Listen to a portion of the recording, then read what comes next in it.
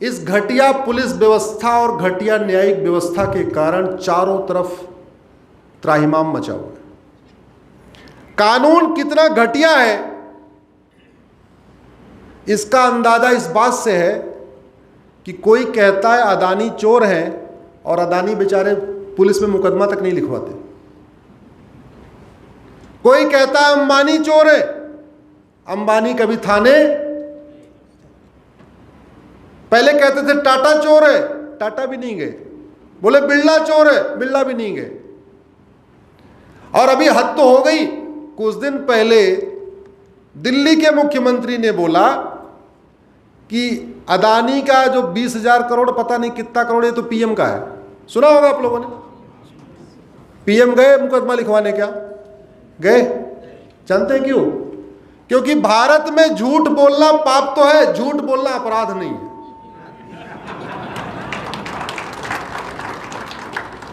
भारत में झूठ बोलना पाप है, लेकिन झूठ बोलना, जो चीज पाप है अगर वो अपराध नहीं है, इसका मतलब कानून घटिया है।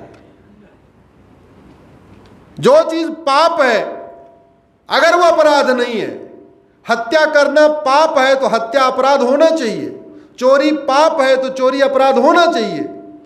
जो चीजें पाप हैं वो सब अपराध है, एक चीज छोड़ के, झूठ बोलना अपराध नहीं।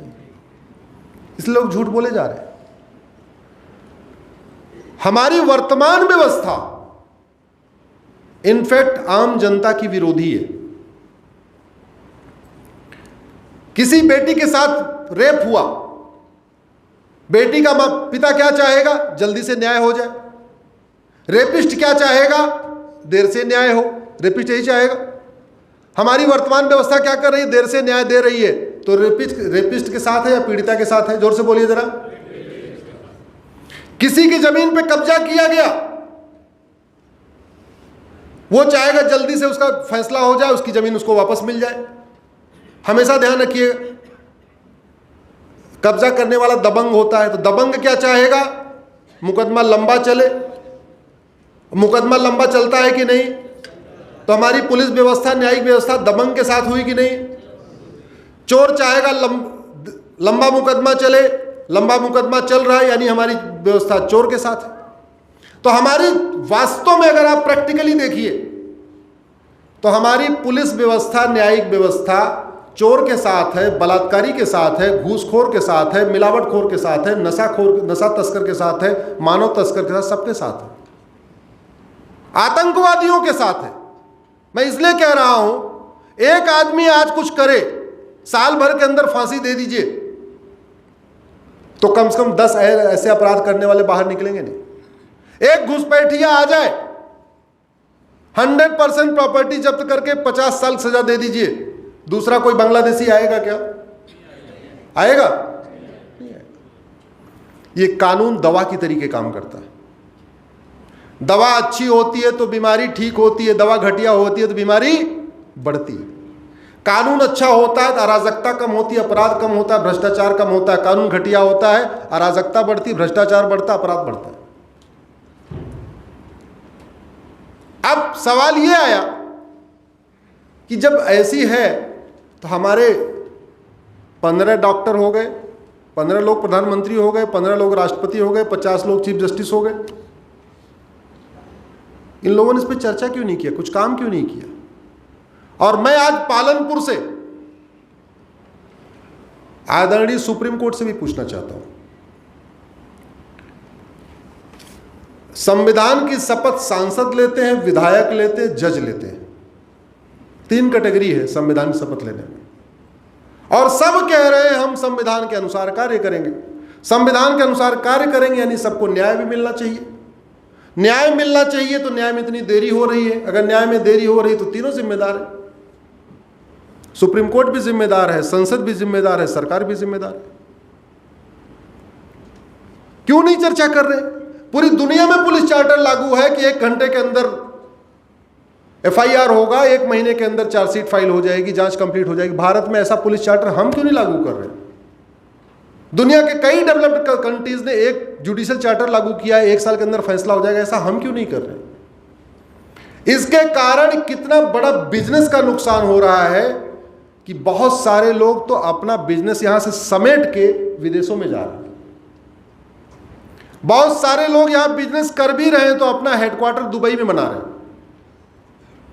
50 साल पहले दुबई कुछ नहीं था, याद रखिएगा।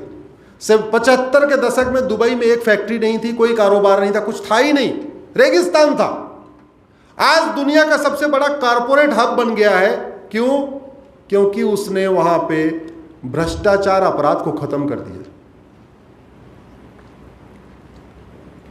आज हमारी बेटियां भारत के अंदर शाम को शॉपिंग करने से डरती है, दुबई में शॉपिंग करने से डरती नहीं है, सिंगापुर में शॉपिंग करने से नहीं डरती।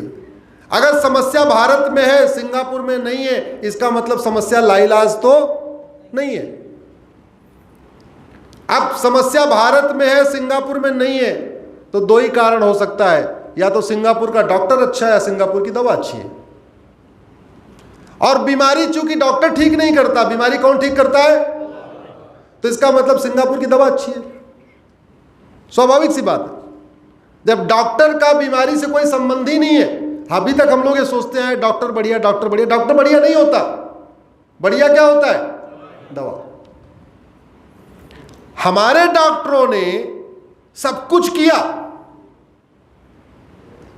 वर्ल्ड क्लास एयरपोर्ट बनाया, वर्ल्ड क्लास एक्सप्रेसवे बनाया, वर्ल्ड क्लास शॉपिंग मॉल, सब कुछ वर्ल्ड क्लास किया, लेकिन वर्ल्ड क्लास कानून नहीं बनाया। जानते हैं क्यों? कड़वी बात बताऊं? क्योंकि वर्ल्ड क्लास कानून बनाने से ना वोट मिलेगी ना नोट मिलेगी।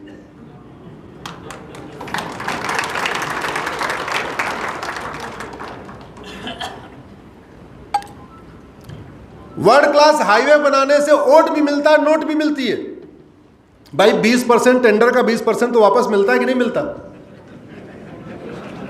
20% है कि नहीं है?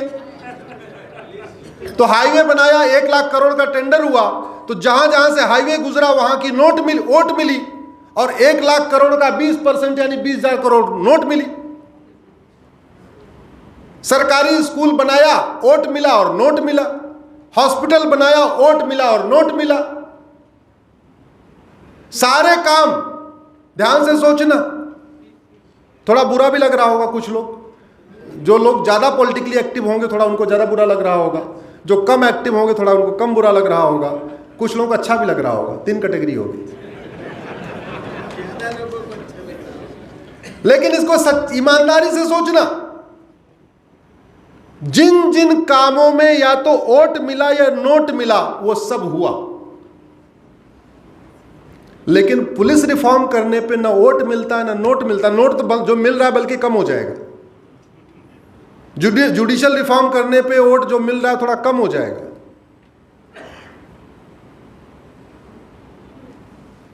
आज कर्नाटक का इलेक्शन आया, रिजल्ट आया, कांग्रेस जीत गई। जिस पार्टी के मुखिया के ऊपर काला धन, बेनामी संपत्ति, आय से अधिक संपत्ति का केस पिछले 15 साल से चल रहा है, वो चुनाव प्रचार कर रहा है। अगर हमारा जुडिशियल सिस्टम ठीक होता तो चुनाव प्रचार करता या तिहाड़ में होता? जरा जोर से बोलिए। अगर वो तिहाड़ में होता तो कांग्रेस बचती क्या? जब कांग्रेस बचती तो कांग्रेस की सरकार बनती क्या? तो हम किसकी वजह से हार गए? घटिया कानून की वजह से। मैं आज गुजरात की धरती से एक बहुत जिम्मेदारी के साथ काम बता रहा हूं। पुलिस रिफॉर्म कर दे, जुडिशियल रिफॉर्म कर दे, वर्ल्ड क्लास कानून बना दे, अपने सारे कानूनों को कंपेयर कर ले एक बार चाइना के साथ, सिंगापुर के साथ, जिसकी कोई लागत नहीं आएगी। और अपना घर बनाना होता तो सांसद विधायक 10 घर देखते भी हैं। अपना घर बनाना होगा तो 5 आर्किटेक्ट से बात करेंगे, 10 लोगों का घर देखेंगे। लेकिन जब देश के लिए कानून बनाना होगा तो कभी 10 लोगों से बात नहीं करेंगे, न 10 देशों का कानून देखेंगे। एक बार हम अगर वर्ल्ड क्लास कानून बनाना शुरू कर दें जिसकी कोई लागत नहीं आएगी, मैं ये गारंटी के साथ कहता हूं भारत में 2 या 3 पॉलिटिकल पार्टियां बचेंगी बस।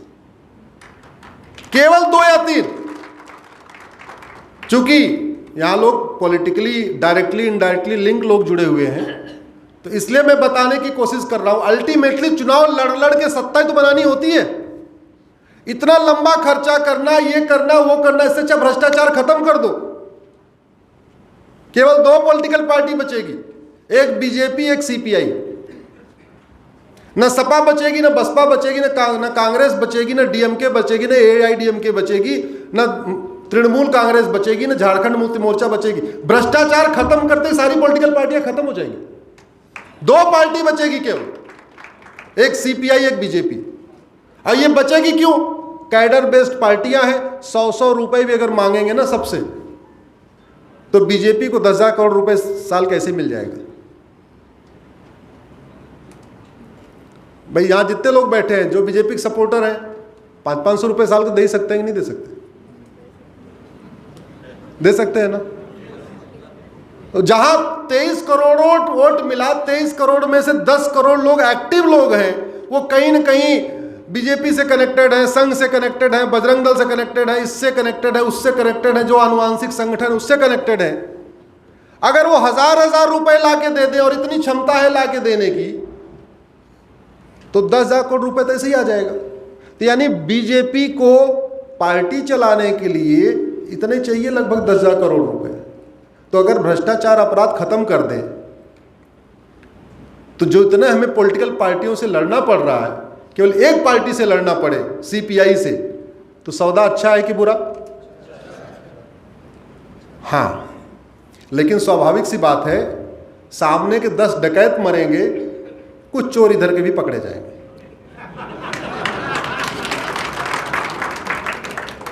लेकिन बात फिर वही आ गई, अगर हमारे लिए धर्म सबसे ऊपर है, संस्कृति सबसे ऊपर है, तो फिर समझिए उसको, हमें द्रोणाचार्य भीष्म पितामह की तरीके नहीं, बल्कि विदुर की तरीके सच बोलना पड़ेगा, सच सुनना पड़ेगा, सच कहना पड़ेगा जोर जोर से। पूरे महाभारत में हमें केवल एक राष्ट्रभक्त, मेरी अपनी एनालिसिस गलत भी हो सकती है आप लोग के, लेकिन सोचना, एक व्यक्ति ऐसा था जिसके लिए धर्म, समाज और राज्य सबसे ऊपर था, वो थे विदुर जी। बाकी कोई पिता भक्त, कोई प्रतिज्ञा भक्त, कोई सत्ता भक्त, कोई राजा भक्त, सारे भक्त ही भक्त थे। इसलिए महाभारत हो गया।